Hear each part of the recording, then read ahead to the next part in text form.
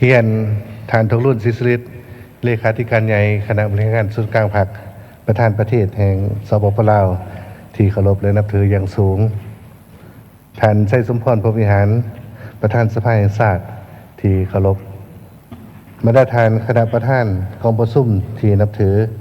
บรรดาทานการนำพรรครัฐอดีตการนำพรรครัฐสมาชิกสภาแห่งชาติบรรดาทานแขกผู้มีเกียรติ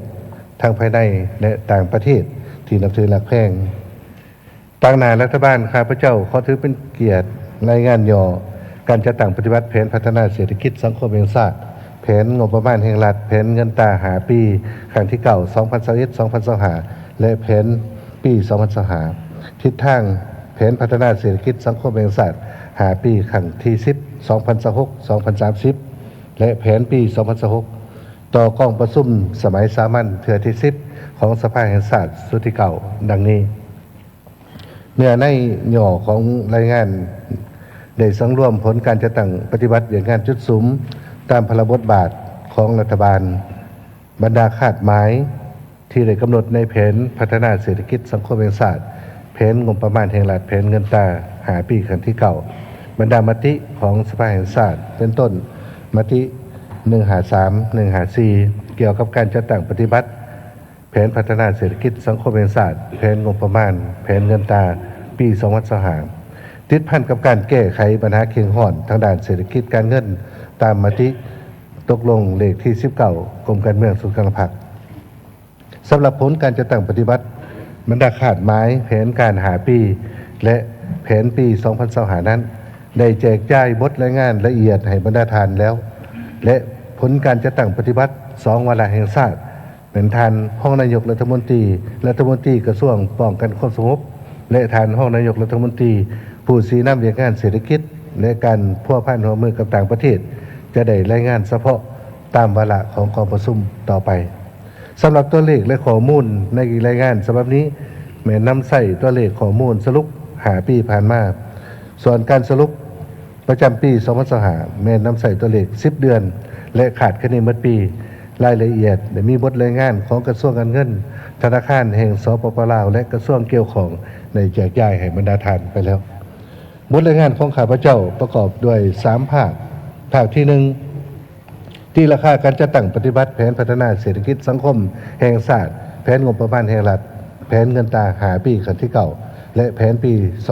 2025ภาคที่2ทิศทางแผนพัฒนาเศรษฐกิจสังคมแห่งชาติหาปีครั้งที่10และแผนปี2026และภาคที่3เป็นข้อเสนอจำนวนหนึ่ง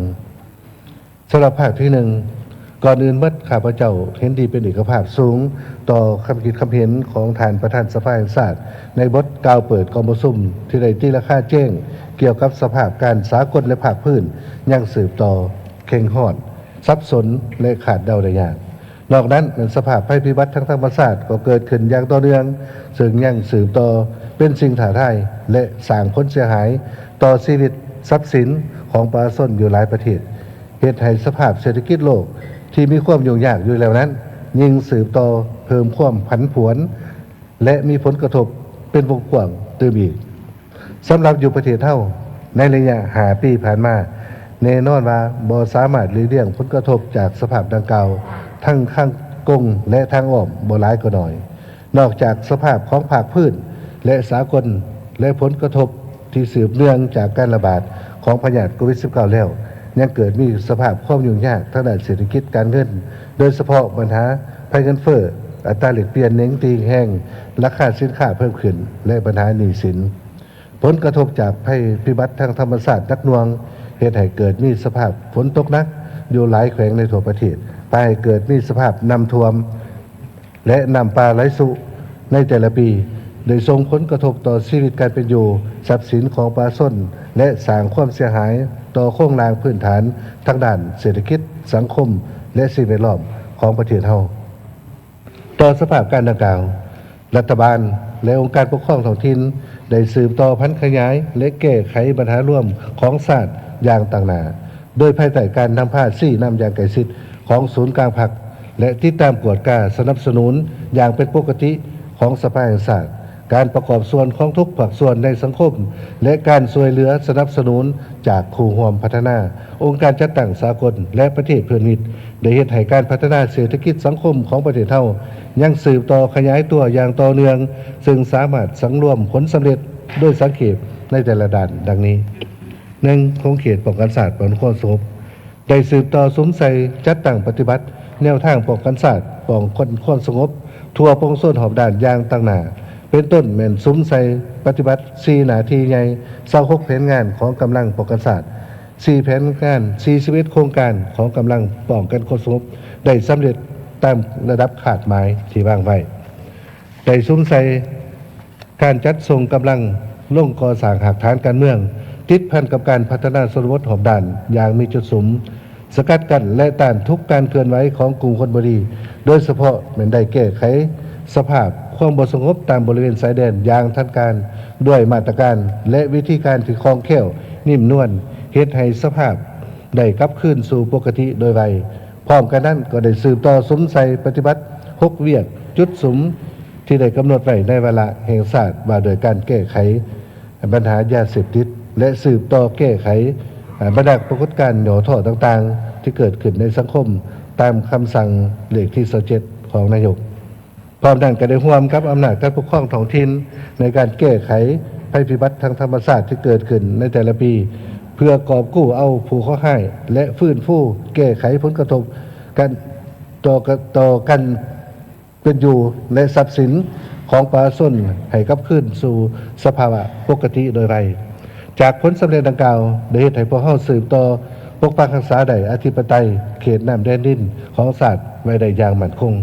การเมืองสืบต่อมีเสถียรภาพอย่างหนักแน่นสังคมมีความสงบปลอดภัยและมีความเป็นระเบียบเรียบร้อยโดยพื้นฐาน2ของเขตเศรษฐกิจ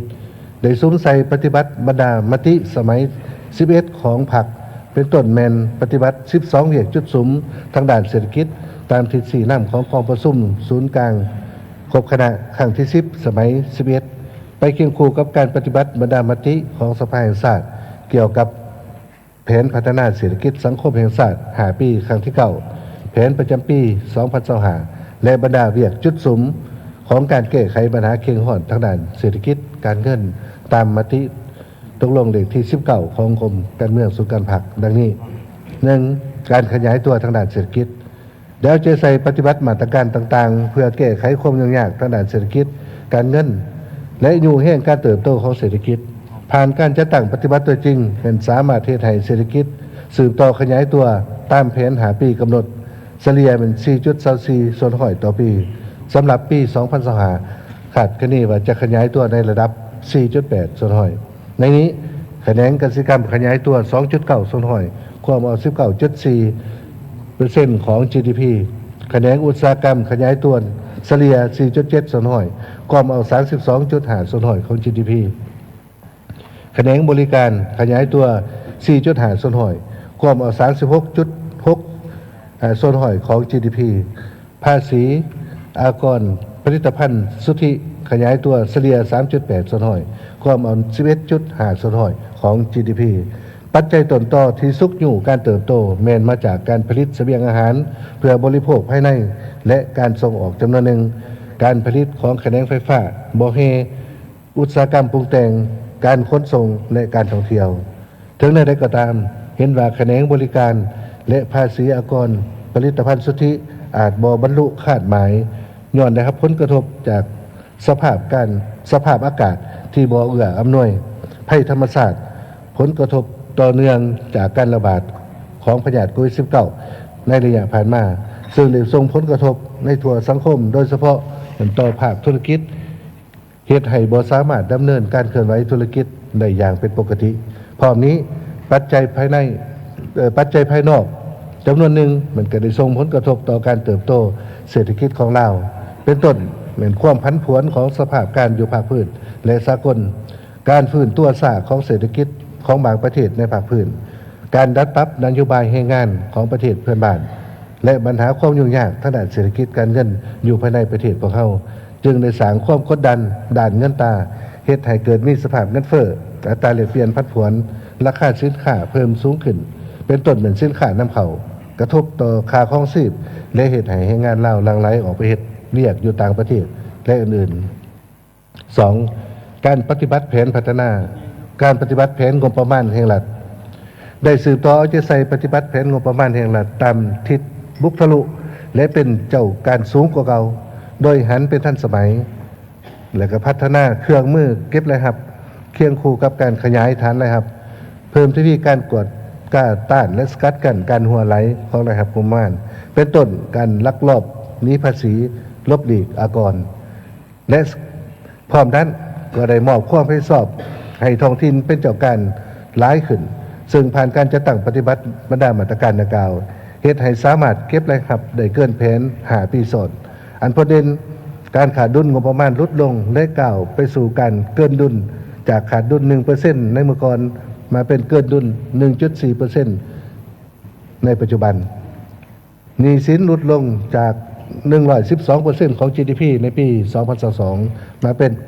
88% ต่อ GDP ในปี 2025 รายละเอียดได้สำรวจดังนี้ 1. ด้านรายรับงบประมาณระยะ5 ปีผ่านมามันปฏิบัติได้215,000 ตื้อกว่ากีบเท่ากับ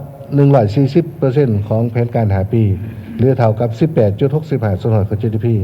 ขาดคะแนนเมื่อปี 2025 จะปฏิบัติได้ 77,000 กว่าตื้อเท่ากับ 114% ของแผนปีหรือเท่า20% ของ GDP 2. ด้านรายจ่ายคาดว่าจะสามารถปฏิบัติได้รายจ่ายทั้งหมด 233,000 กว่าตื้อกีบเท่ากับ123% ของแผน5 ปีและเท่า 17.27% ของ GDP ขาดคะแนนเมื่อปี 2025 เหมือนจะปฏิบัติได้ตามแผนที่สภาได้ห้อง 71,850 ตื้อกีบเท่ากับ 19.16% ของ GDP ซึ่งรายจ่ายส่วนใหญ่แม้ได้สุมใส่รายจ่ายบริษัทสิทธิ์ของรัฐบาลเป็นต้นการเบิกจ่ายเงินเดือนเงินอุดหนุนค่าครองชีพเงินนโยบายต่อภาคส่วนที่เกี่ยวข้องการชำระ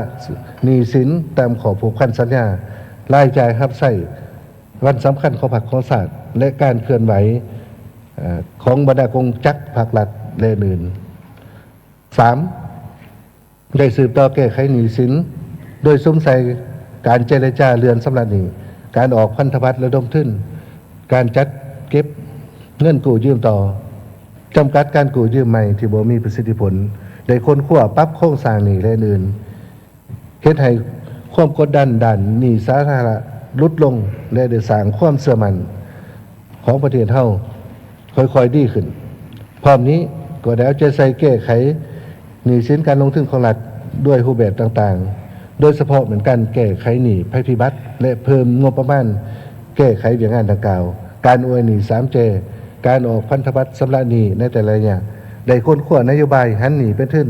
ค้นคว้ารูปแบบการแก้ไขหนี้แบบมีส่วนลด 4. เหมือนการรักษาเสถียรภาพทางด้านเงินตราได้สมใส่ปฏิบัตินโยบายด้านต่างๆเพื่อรักษาเสถียรภาพให้ค่าเงินกีบและสร้างความเข้มแข็งให้แก่คลังเงินสำรองเงินตราต่างประเทศควบคุมอัตราเงินเฟ้อลดลงและคุ้มครองอัตราแลกเปลี่ยนให้มีความมั่นเที่ยงสิ่งสำคัญเป็นสามารถเฮ็ดให้ส่วนต่างระหว่างอัตราแลกเปลี่ยนในระบบและนอกระบบยับไก่เข้ากันยับยั้งสภาพการปั่นป่วนและเก็งกำไรจากอัตราแลกเปลี่ยนแก้ไขปัญหาการขาดแคลนเงินตราต่างประเทศด้วยการคุ้มครองรายรับงบประมาณที่เป็นเงินตราและเงินตราต่างประเทศจากการส่งออกสินค้าไปต่างประเทศ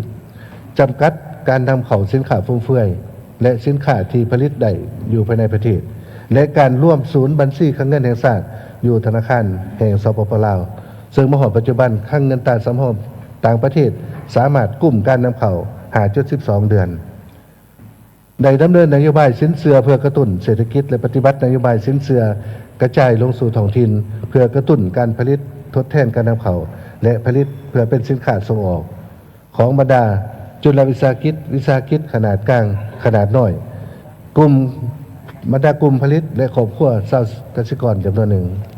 หากได้รักษาเสถียรภาพทางด้านการค้าด้านราคาสินค้ารัฐบาลได้วางมาตรการต่างๆในการคุ้มครองราคาสินค้าเนื่องจากระยะ 2021-2023 ราคาสินค้ามีการเน้นติ่งเพิ่มสูงขึ้น ย้อนการเพิ่มขึ้นของอัตราเงินเฟ้อบวกกับการอ่อนค่าของเงินกีบแต่ถึงอย่างไรก็ตามด้วยความพยายามของรัฐบาลและองค์การปกครองท้องถิ่นในการบังคับใส่มาตรการต่างๆเหมือนสามารถที่ให้ราคาสินค้าเน้งติงขึ้นบ่หลายในปัจจุบันพิเศษรัฐบาลได้มีการปรับปรุงราคาน้ำมันเสือไฟโดยตัดค่ากองทุนทางค่าหยอดสารมาร์เกอร์ค่าธรรมเนียมกวดกาคุณภาพและปริมาณน้ำมันและกองทุนน้ำมันออกจากโครงสร้างของราคาน้ำมันโดยให้กระทรวงการเงินจัดเก็บภาษีอากรน้ำมันตามกฎหมายและขึ้นแผนงบประมาณในแต่ละปีให้แก่เวียงงานดังกล่าวที่ได้ตัดออกจากโครงสร้างน้ำมันบวกกับการได้รับผลกระทบทั้งบวกจากการแข็งค่าของเงินกีบและราคาน้ำมันเสือไฟลดลงเมื่อเทียบใส่ระยะก่อน 6. การผลิตกสิกรรมเป็นสินค้าตลอดระยะ5 ปีผ่านมาได้สมความพยายามปรับปรุงบูรณะพื้นฐานวัตถุเทคนิคขับใส่แก่การผลิตกสิกรรมป่าไม้เพื่อห้องรับการผลิตสามารถค้ำประกันเสบียงอาหารโดยพื้นฐานและมีส่วนส่งออกจำนวนหนึ่งในนี้การผลิตข้าวเปลือกปฏิบัติได้ 18.9 ล้านต้นเฉพาะปี2025ผลิตได้ 3.7 ล้านต้นเท่ากับ 96.6 ส่วนหอยของแผนการปีการผลิตเสบียงอาหารเฉลี่ยปฏิบัติได้ 2.4 ล้านต้นต่อปีการผลิตพืชเป็นสินค้าปฏิบัติได้ 9.5 ล้านต้นต่อปีสำหรับ2025แม่นบรรลุได้37 ล้านต้นลื่นขาดหมาย 30.21 ส่วนหอยมูลค่าส่งออกผลิตภัณฑ์กสิกรรมเฉลี่ยเท่ากับ 1.5 ตื้อดอลลาร์สหรัฐต่อปีลื่นแผน 31.49 ส่วนหอยเฉพาะ10 เดือน2025แม่นปฏิบัติได้ 1.5 ตื้อดอลลาร์สหรัฐลื่นแผนการ 0.51 ส่วนหอย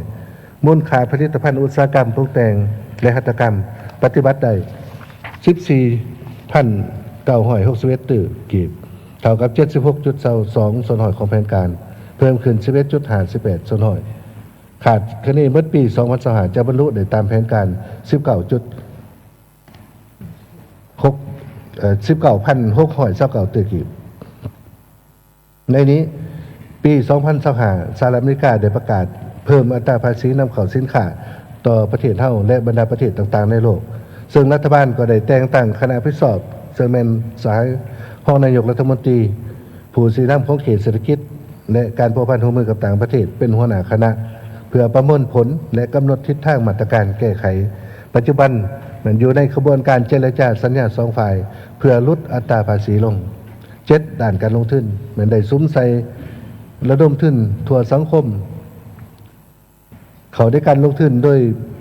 ได้ปรับปรุงกงจักรที่รับผิดชอบและนโยบายกลไกขั้นตอนการอนุญาตและระเบียบการคุ้มครองให้กระทัดลงเรียนและว่องไวกว่าเก่าใน5 ปีผ่านมาสามารถระดมทุนทั่วสังคมได้ 342,000 ตื้อกีบเท่ากับ167 ส่วนหอยของแผน5 ปีในนี้การลงทุนจากงบประมาณของรัฐภายในปฏิบัติได้ 2,080 ตื้อกีบเท่ากับ96 ส่วนหอยของแผน5 ปีสำหรับ10 เดือน2025แม่นบรรลุได้ 3,924 ตื้อกีบเท่ากับ57 ส่วนหอยของแผนการลงทุนของรัฐจาก ODA ปฏิบัติได้ 54,493 ตื้อกีบเท่ากับ146 ส่วนหอยของแผน5 ปีเฉพาะ2025ปฏิบัติได้ 7,000 กว่าตื้อกีบเท่ากับ 38.77 ส่วนหอยของแผนการและการลงทุนของฝ่ายกระทรวงภายในและต่างประเทศปฏิบัติได้ 266,494 ตื้อกีบเท่ากับ266 ส่วนหอยของแผน5 ปีเฉพาะ10 เดือน2025เป็นได้อนุญาตลงทุนมีมูลค่า 5.1 ตื้อดอลลาร์สหรัฐเห็นว่ามีท่าเอียงเพิ่มขึ้น 8. การคุ้มครองโครงการบ่อแห่ได้สมใส่พัฒนาแขนงบ่อแห่ตามแผนการที่ได้กำหนดไว้พิเศษแม้นได้จัดตั้งปฏิบัติโครงการทดลองตามเวลาแห่งศาสตร์มาโดยการแก้ไขปัญหาความยุ่งยากทางด้านเศรษฐกิจการเงินในระยะ3 ปีผ่านมาสามารถสร้างรายรับได้ทั้งหมด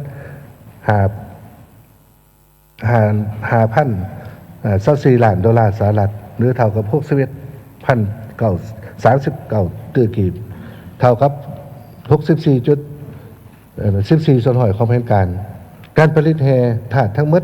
ปฏิบัติได้169,000 ตื้อกีบ เท่ากับ2.2 ส่วนหอยของแผนการหาปีการจำหน่ายแห่ธาตุทั้งหมดอยู่ภายในและต่างประเทศปฏิบัติได้13,370 ล้านดอลลาร์เท่ากับ160.39ของแผนหาปีสำหรับ10เดือน2025แม้นสามารถผลิตแห่ธาตุได้36,175 ตื้อกีบเท่ากับ104 ส่วนหอยของแผนการปีแผนการและก็เพิ่มขึ้น5 ส่วนหอยเทียบใส่ระยะเดียวของปีผ่านมาคาดว่าเมื่อปีจะปฏิบัติได้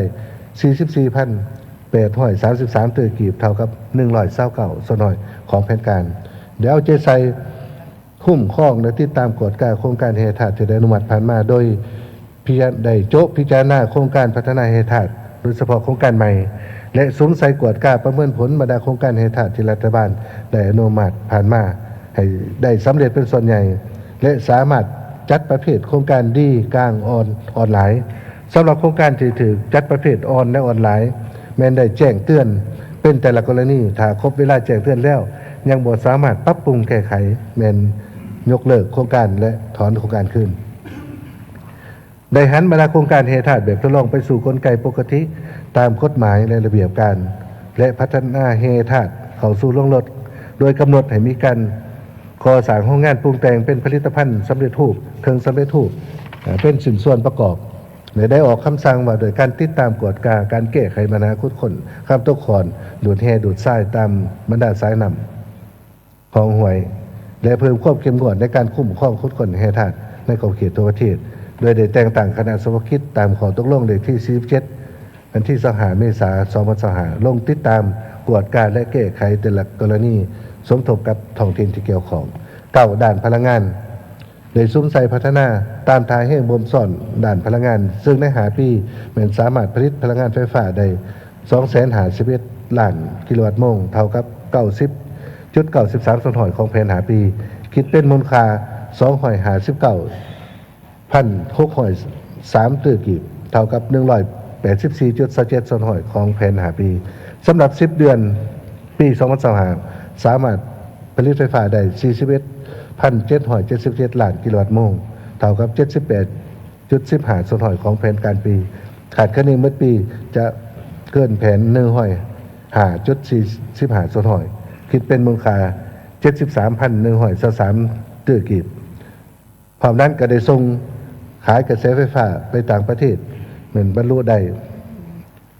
195,602 ล้านกิโลวัตต์โมงเท่ากับ117.71 ส่วนหอยของแผนการได้สมใส่แก้ไขสภาพการขาดแคลนไฟฟ้าโดยเล็งสร้างพลังงานไฟฟ้าแสงตะเวนขนาดน้อยขนาดกลางโดยสมใส่บรรดาสถานีในจุดที่ขาดแคลนและสมใส่ซุกยู่บรรดาโครงการพลังงานไฟฟ้าที่ได้รับอนุมัติแล้วให้ได้ดำเนินการก่อสร้างตามแผนได้ทบทวนการปรับขึ้นราคากระแสไฟฟ้าและมีมาตรการแก้ไขราคาไฟฟ้าตามมติ11ของรัฐบาลโดยได้กำหนดมาตรการแก้ไขระยะ6เดือนท้ายปี2025ซึ่งได้ดัดปรับค่าผ่านสายส่งลงและบ่ให้เพิ่มขึ้นเป็นแต่ละเดือนคือผ่านมาซึ่งสามารถเทียบให้ราคาไฟฟ้าลดลงและลดผ่อนหางเสียงโจมตีของสังคมไปเคียงคู่กับการปฏิบัติมาตรการระยะกลางระยะยาว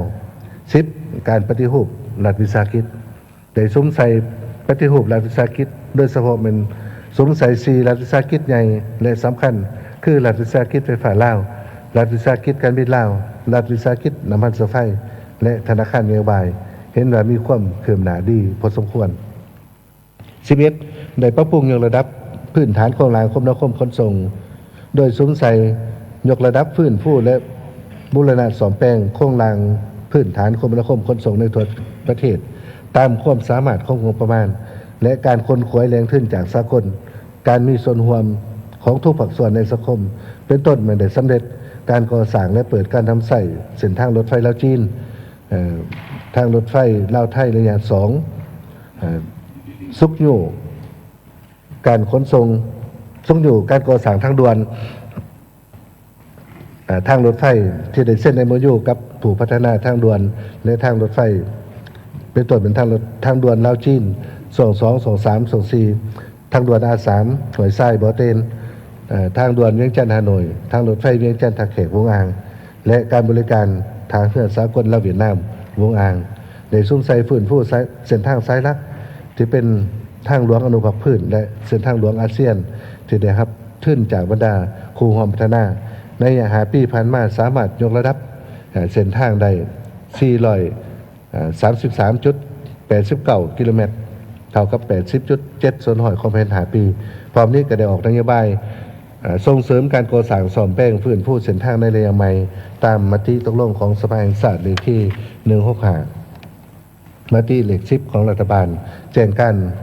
24370ของกระทรวงโยธาธิการและขนส่งปัจจุบันกำลังสวมใส่จัดตั้งปฏิบัติทางหลวงแห่งชาติสายหลักโดยมอบให้องค์การปกครองท้องถิ่นเป็นเจ้าการในการจัดตั้งปฏิบัติตัวจริงได้สำเร็จการก่อสร้างขัวขามน้ำคลอง2 แห่งขัวมิตรภาพลาวไทยแห่งที่5ปากสันบึงกาฬและขัวน้ำคลองก่อนตื้นหอยแก้วแข็งบ่อแก้วเดี๋ยวจะใส่ก่อสร้างโครงการกันเตือนตามแคมแม่น้ำคลองน้ำเหืองที่เป็นชายแดนระหว่างประเทศและแม่น้ำสาขาได้ปรับปรุงฟื้นฟูและบำรุงรักษาระบบสนามบินและสิ่งอำนวยความสะดวกต่างๆพิเศษเป็นได้เปิดการบริการตามใส่สนามบินภายในอยู่น้องข้างแขวงหัวพันปี 2023 และสนามบินสากลแห่งที่5เมืองต้นเพิ่นแขวงบ่อแก้วในปี 2024 และอื่นในปีผ่านมาสามารถขนส่งสินค้าได้ 59.2 ล้านตนเท่ากับ130 กว่าส่วนหอยของแผน5 ปีเฉพาะปี 2025มันขาดแค่นี้ปฏิบัติได้ 15.5 ล้านตนเท่ากับ103 ส่วนหอยของแผนการปีอันพ้นเด่นแม้นการบริการขนส่งทางรถไฟลาวจีนลาวไทยสามารถปฏิบัติได้ 16 ล้านตนและการขนส่งโดยสารปฏิบัติได้ 11.75 ล้านเท่าคน 12 การขึ้นทะเบียนออกใบตาดินนับแต่ปี 2021 หอดเดือน 10 2025ได้ขึ้นทะเบียนออกใบตาดิน 740,000 กว่าตอนเท่ากับ 46 ส่วนหอยของแผนการสำหรับ 10 เดือน 2025 ปฏิบัติได้ 139,000 กว่าตอนเท่ากับ 46.35 ส่วนหอยของแผนการได้สำเร็จการวัดแทกที่ดินล่อถาวใบตาดินจำนวน 47,000 กว่าตอนดำเนินการหันระบบคุ้มครองที่ดินเป็นทันสมัยโดยสำเร็จการสแกนข้อมูลจำนวนที่ดินจากระบบเจียเป็นระบบดิจิตอลได้ 430,000 ตอนการแก้ไขผลการตรวจสอบได้ซุ้มใส่ปฏิบัติผลการตรวจสอบของการตรวจการแห่งรัฐในแต่ละของเขตโดยเฉพาะเป็นของเขตงบประมาณบรรดาหัวหน่วยงบประมาณแต่ละขันทั้งศูนย์กลางและท้องถิ่นที่มีเงินในบัญชีรถานี่ต้องรับจากสวยสากรนี่ต้องรับจากทรัพย์สินนี่ต้องรับอื่นๆและได้แก้ไขผลการตรวจสอบโดยมอบเงินเข้างบประมาณแห่งรัฐจำนวน 3,335 ตื้อกว่ากีบโดยการจดทับจดจ่ายจำนวน172,000.51 ตื้อกีบได้เก็บกู้และมอบกับงบประมาณ 1,693.35 ตื้อกีบนอกนั้นยังได้ซุ้มใส่แก้ไขบรรดาโครงการเงินกู้ยืมและเงินเสียเหลือหลาในของเขตธนาคารของเขตวิสาหกิจรัฐลงทุนและอื่นประเภทที่3เป็นการเคลื่อนไหวในของเขตวัฒนธรรมสังคม 1. เวียงงานศึกษาและกีฬาโดยซุ้มใส่ปรับปรุงคุณภาพการศึกษาปรับปรุงหลักสูตรรูปแบบการเรียนการสอนยกระดับความสามารถของครูอาจารย์ความนี้ก็ได้สืบต่อปฏิบัติและนโยบายและมาตรการในการแก้ไขปัญหาการขาดแคลนครูสอนการปรับการเรียนและส่งเสริมการเข้าเรียนวิชาชีพตามมติ09ของรัฐบาลในปี 2025ได้บรรจุครูอาสาสมัครเพื่อได้รับเงินอุดหนุนจากรัฐบาล 4,234 คนและเขาเป็นรัฐกรได้ 4,000 คนสังรวมแล้วการแก้ไขปัญหาขาดคู่การแก้ไขปัญหาขาดคู่โดยเฉพาะเป็นการแก้ไขปัญหาคู่อาสาสมัครแม่นได้สำเร็จโดยพื้นฐานได้ปรับปรุงหลักสูตรสามัญศึกษาตามกฎหมายว่าด้วยการศึกษาฉบับปรับปรุงโดยกำหนดปรับปรุงหลักสูตรระบบสายสามัญศึกษา 6+3+3 สั้นประถมมี 6 มัธยมต้น 3 และมัธยมปลาย 3 และคาดว่าจะเริ่มจะตั้งปฏิบัติในซกเฮียน 2018-2029 ได้สำเร็จการประกาศใส่ยุทธศาสตร์การพัฒนาวิทยาศาสตร์เทคโนโลยีนวัตกรรมแห่งศาสตร์ 2040และก็ได้ส่งเสริมมวลชนทุกเพศวัยเข้าร่วมการฮัดการบริหารและการเล่นกีฬาเพิ่มจาก30สนห้อยในปี2020มาเป็น50สนห้อยในปี2025และได้สำเร็จการจัดงานมหกรรมกีฬาแห่งชาติอยู่ครั้งที่11กีฬาคนพิการครั้งที่3อยู่เชียงของกีฬามัธยมครั้งที่7อยู่สระบุรีปัจจุบันกาเกียมกีฬาแห่งชาติครั้งที่12เนี่ยกีฬาคนพิการครั้งที่4อยู่นครหลวงจันทร์พร้อมนั้นก็ได้ส่งเสริมบรรดาสาพันธ์นักกีฬาทีมชาตินักกีฬาที่มีพรสวรรค์เข้าร่วมการแข่งขันระดับสากลอยู่ภาคพื้นและพิเศษเป็นสโมสร WIG นาการรุ่นเยาวชนสามารถได้แชมป์โลกซึ่งขันไอเบิร์กคัพอยู่ที่ประเทศโปรตุเกสและป้องกัน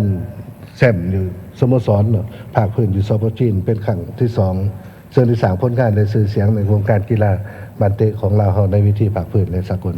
เวียงงานสาธารณสุขมันได้เร่งปรับปรุงคุณภาพการบริการสาธารณสุขในสถานบริการสาธารณสุขในขอบเขตทั่วประเทศตามนโยบายหาดีหนึ่งพอใจสมใส่ปรับปรุงพื้นฐานโครงสร้างประกอบบุคลากรในอุปกรณ์การแพทย์ที่ทันสมัยอยู่ขันศูนย์กลางและท้องถิ่น3อย่างงานให้งานสวัสดิการสังคมเดี๋ยวจะใส่พัฒนาซื้อมือให้งานในดีขึ้นเพื่อตอบสนองความเป็นห่วงต่อการของตลาดให้งานในรูปแบบต่างๆส่งเสริมการจัดหาเบียดเขตการทำเข้าสู่ตลาดให้งานภายในต่างประเทศการขึ้นทะเบียนให้งานเล่าที่มีความต่อการเฮ็ดเวียกอยู่ภายในและต่างประเทศและปรับปรุงและเปิดการนำใช้ระบบฐานข้อมูลขึ้นทะเบียนให้งานต่างประเทศที่เขามาเฮ็ดเวียกอยู่สปป.ลาวและก็ได้ช่วยเหลือสุขเสริญเป็นเครื่องอุปโภคบริโภคให้แก่ประชาชนที่ได้รับผลกระทบจากภัยพิบัติจากต่างประเทศพร้อมกันนั้นก็ได้ค้นคว้าและจัดตั้งปฏิบัตินโยบายต่อผู้ที่มีผลงานความดีในภารกิจการปฏิวัติศาสตร์ประชาธิปไตยในระยะผ่านมา4เวียงงานแถลงข่าวได้พยายามยกระดับเครื่องมือเวียงงานแถลงข่าวการออกข่าวให้เป็นทันสมัยด้วยหลาย2ทางผ่านการจัดตั้งปฏิบัติเฮ็ดให้การออกข่าวทันสภาพการเก่าๆและสามารถตีถอย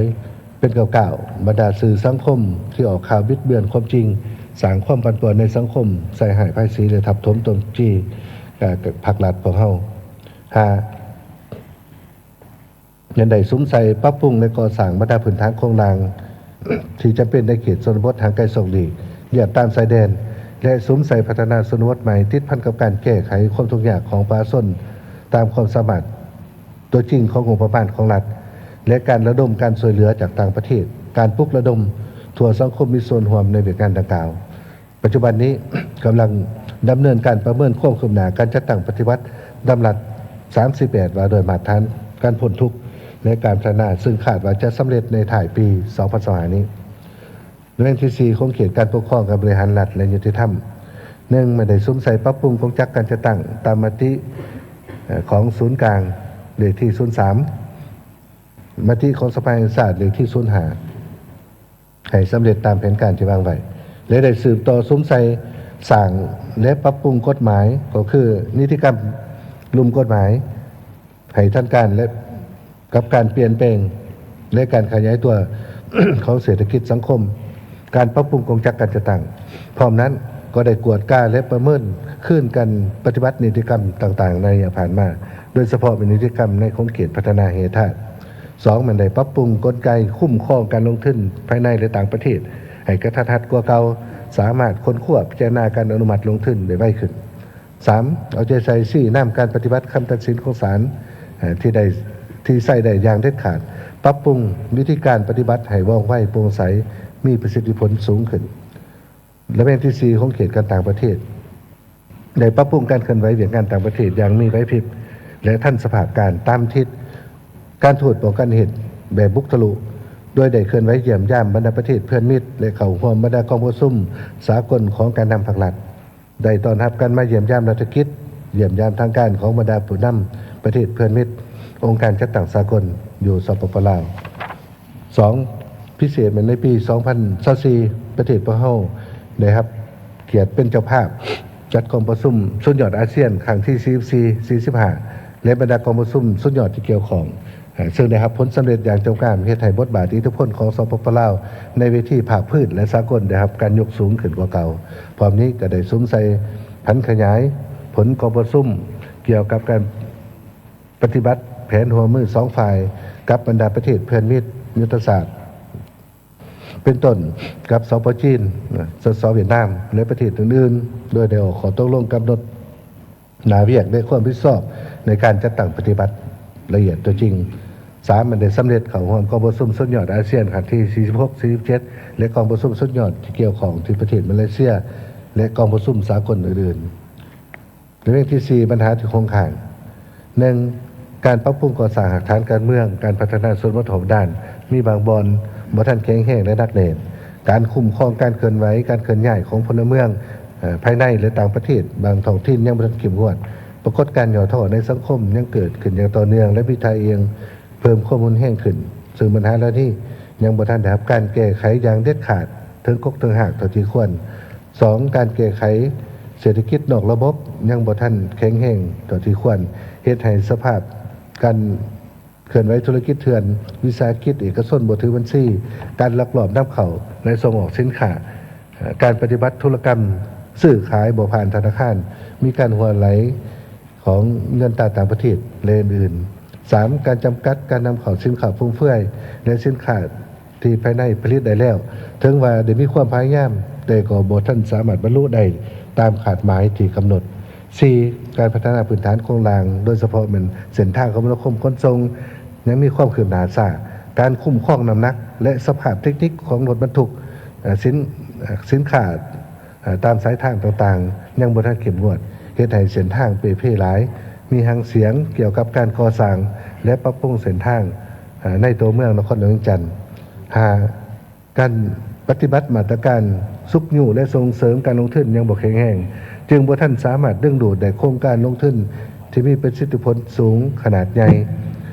การคุ้มครองติดตามกวดก้าโครงการสัมปทานต่างๆที่ได้รับอนุมัติไปแล้วยังบ่ทันเข้มงวดและแท้ตัวจริงจึงพาให้เกิดมีความล่าช้าแก่ยาวบางโครงการสร้างผลกระทบทั้งลบต่อสิ่งแวดล้อมในสังคมการพัฒนาโครงการให้ทันยังหันไปสู่การปรุงแต่งได้น้อยส่วนหลายเป็นการส่งออกแฮดิบ 6. การปรับปรุงรัฐวิสาหกิจยังมีความคืบหน้าช้าการแก้ไขสภาพการลุกขึ้นและปัญหาหนี้สินของรัฐวิสาหกิจโดยรวมแม้นยังบ่ทันมีวิธีการแก้ไขที่จะ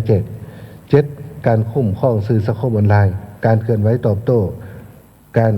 แก้ไขบรรดาเป้าหมายก่อความสงบผ่านสื่อออนไลน์ยังบ่ทันสภาพการขาดความแหลมคมและบ่ทันมีหลายรูปหลายสีเข้มงวดเท่าที่ควร 8. การแก้ไขนโยบายสวัสดิการสังคมและชีวิตการเป็นอยู่ของพนักงานราชการพนักงานที่มีผลงานต่อประเทศชาติยังบ่ทันบรรลุระดับความจำเป็นของการดำรงชีวิตขั้นพื้นฐาน 9. การดำเนินคดีตามกระบวนการยุติธรรมยังเฮ็ดบ่ทันได้ดีซักซ่าบางขอดยังบ่รับประกันความโปร่งใสยุติธรรมการชี้นำการปฏิบัติคำตัดสินของศาลยังบ่ทันแข็งแรงและข้างปฏิบัติหลายกรณี 10. ความตื่นตัวและความเป็นเจ้าการในการปฏิบัติกฎหมายระเบียบมติคำสั่งของกระทรวงองค์การขันสุดกลางองค์การปกครองท้องถิ่นพนักงานเจ้าหน้าที่ผู้ประกอบการจำนวนหนึ่งยังบ่ทันสูงจึงเฮ็ดให้การปฏิบัติตัวจริงบ่ทันเข้มงวดและเด็ดขาดภาคที่ 2ทิศทางแผนพัฒนาเศรษฐกิจสังคมหาปีแห่งชาติครั้งที่10 2026-2030และแผนปี2026 1เป็นทิศทางหาปีครั้งที่10เนื่องจากว่าเวลาจำกัดและปัจจุบันอนุกรรมการเนื้อในของประชุมใหญ่ครั้งที่12ของพรรค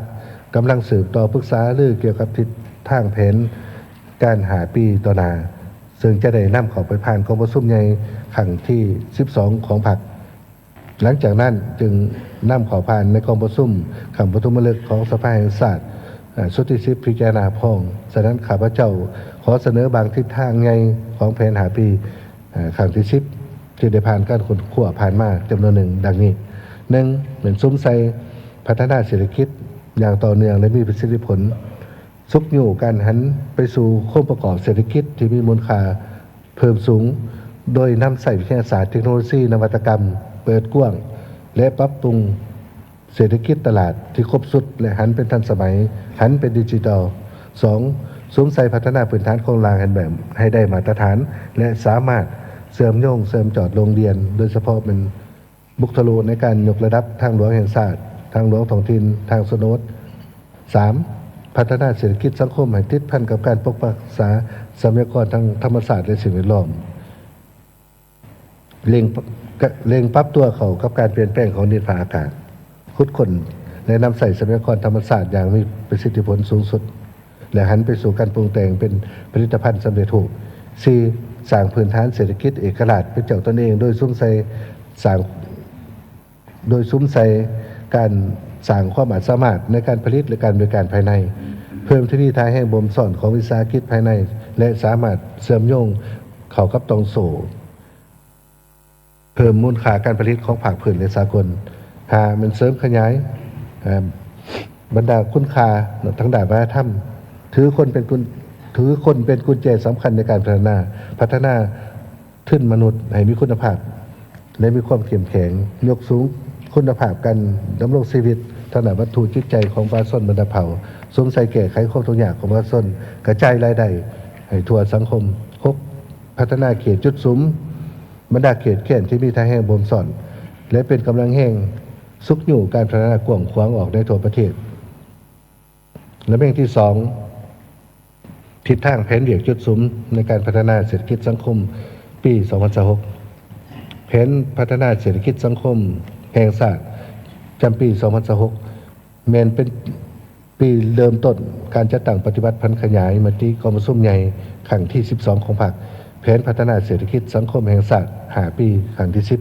2026-2030 ทั้งเป็นการสืบต่อปฏิบัติมติ04ว่าโดยการสร้างเศรษฐกิจเอกราชเป็นเจ้าตนเองในระยะใหม่และสืบต่อปฏิบัติ2พันแห่งชาติฉะนั้นในปี 2026 รัฐบาลจะสวมใส่ปฏิบัติเรื่องงานจุดสุมจำนวนหนึ่งดังนี้ 1. ด่านป้องกันศาสตร์ 1. สวมใส่สืบต่อประกันเสถียรภาพการเมืองอย่างนักแน่นให้สังคมมีความสงบสุขจัดตั้งปฏิบัติเรื่องงานป้องกันศาสตร์บนข้อสมตามแผนที่ได้กำหนดไว้ 2. เอาใจใส่จัดตั้งปฏิบัติยุทธศาสตร์ก่อสร้างหลักฐานการเมืองพัฒนาชนบทหอบด้านโดยสวมใส่ประกันให้ประเทศชาติมีความสงบแก้ไขบรรดาปรากฏการณ์หย่อท่อในสังคมเอาใจใส่กวดกาพื้นที่และจุดขามลอยโดยเฉพาะบริเวณชายแดนระหว่างประเทศ 2. ด้านเศรษฐกิจ 1. คุ้มครองเศรษฐกิจมหาภาคให้มีเสถียรภาพโดยสวมใส่สืบต่อปฏิบัติมติ04ว่าโดยการสร้างเศรษฐกิจเอกราชเป็นเจ้าตนเองสวมใส่แก้ไขปัญหาเคียงห่อนทางด้านเศรษฐกิจซุกอยู่การเก็บรายรับให้เพิ่มขึ้นโดยการเก็บรายรับให้ครบถ้วนและนำใส่เครื่องมือทันสมัยในการคุ้มครองรายรับรายจ่ายปรับปรุงกลไกคุ้มครองรายจ่ายให้มีประสิทธิผลติดพันกับนโยบายประหยัดและต้านการฟุ่มเฟือย 2. สู่ส่วนเก็บรายรับงบประมาณ 2026 ให้ได้บ่รุษ20%ของ GDP ตามทิศสอจ.โดยสวมใส่สร้างนโยบายซุกอยู่ส่งเสริมให้ข้อหน่วยรายรับใหม่เพิ่มขึ้นและอยู่การหันเป็นทันสมัยในการจัดเก็บรายรับจากฐานรายรับที่มีแล้วให้ครบถ้วนและแข็งแรงกว่าเก่า 3. นั่นสืบต่อดำเนินนโยบายผสมผสานโดยการสืบต่อปฏิบัตินโยบายเครื่องมือด้านเงินตราให้ครบถ้วนสืบต่อประเมินและทบทวนขึ้นอัตราดอกเบี้ยพื้นฐานของธนาคารแห่งสปป.ลาวอัตราส่วนเงินแห่ฝากบังคับให้มีวิทยาศาสตร์และสอดคล้องกับระยะควบคุมปริมาณเงิน M2 ให้สมคู่กับการขยายตัวทางด้านเศรษฐกิจและสอดคล้องกับนโยบายเงินตรา 4. เงินสืบต่อปฏิบัติอัตราแลกเปลี่ยนตามกลไกตลาดที่มีการคุ้มครองดัชสมของรัฐเป็นต้นเหมือนการปรับปรุงพัฒนาตลาดซื้อขายเงินตราผ่านอิเล็กทรอนิกส์พร้อมทั้งกฎกาธนาคารธุรกิจที่เฮ็ดธุรกรรมซื้อขายเงินตราต่างประเทศกฎการดำเนินงานของตลาด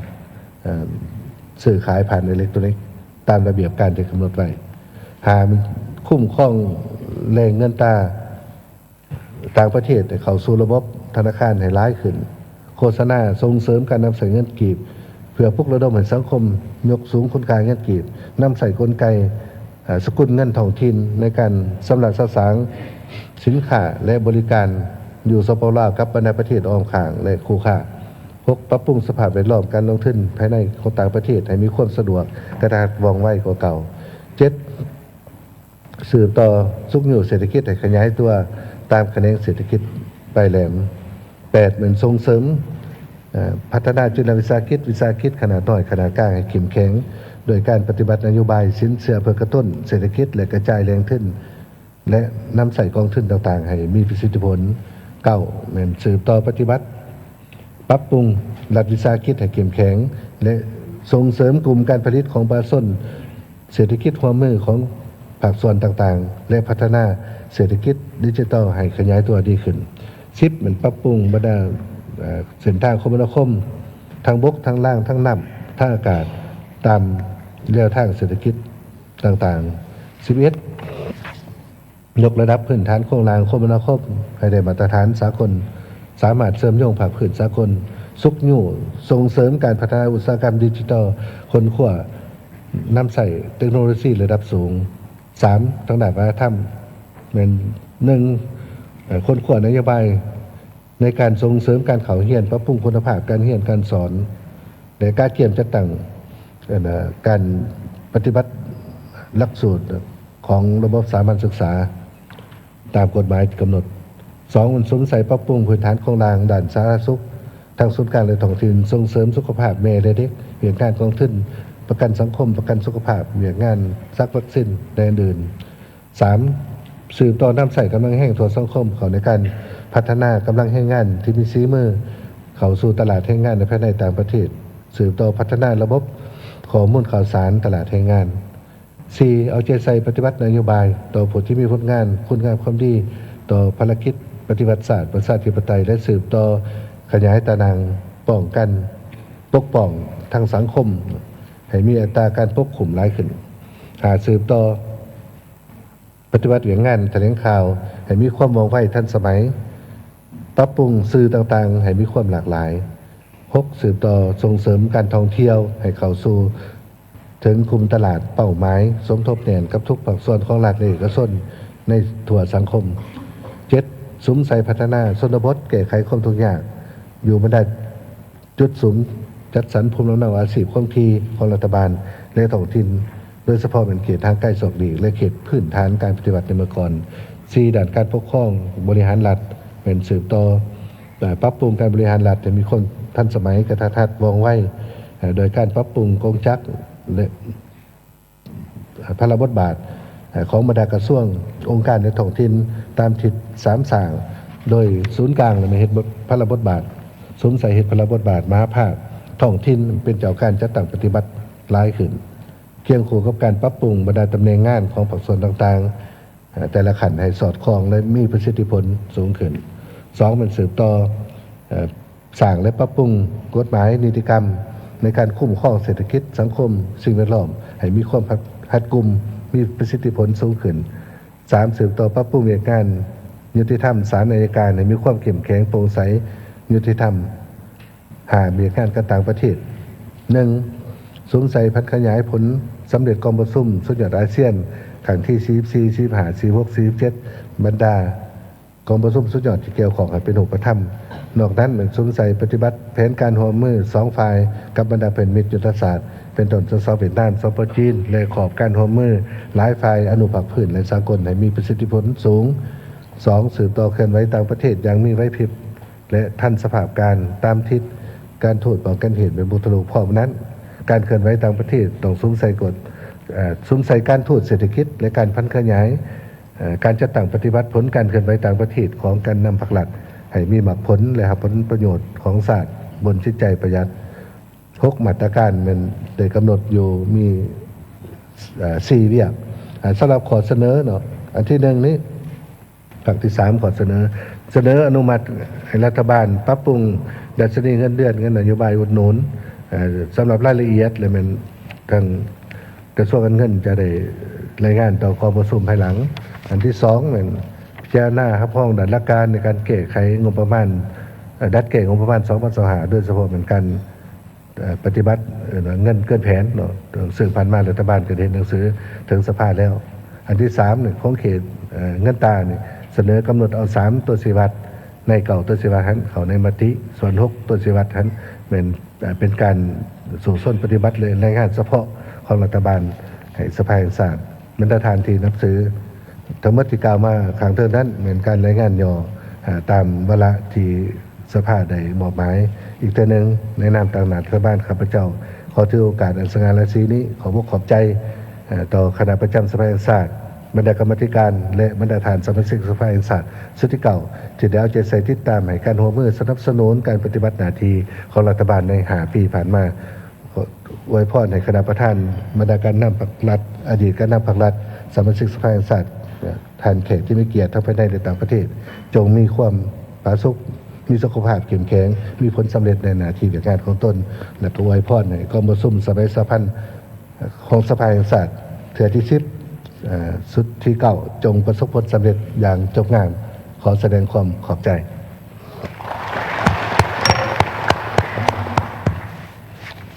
ขอขอบใจต่อการขึ้นแรงงานโดยสังเขปของท่านนายกรัฐมนตรีต่อกองประชุมสมัยสามัญที่10ขอขอบใจหลาย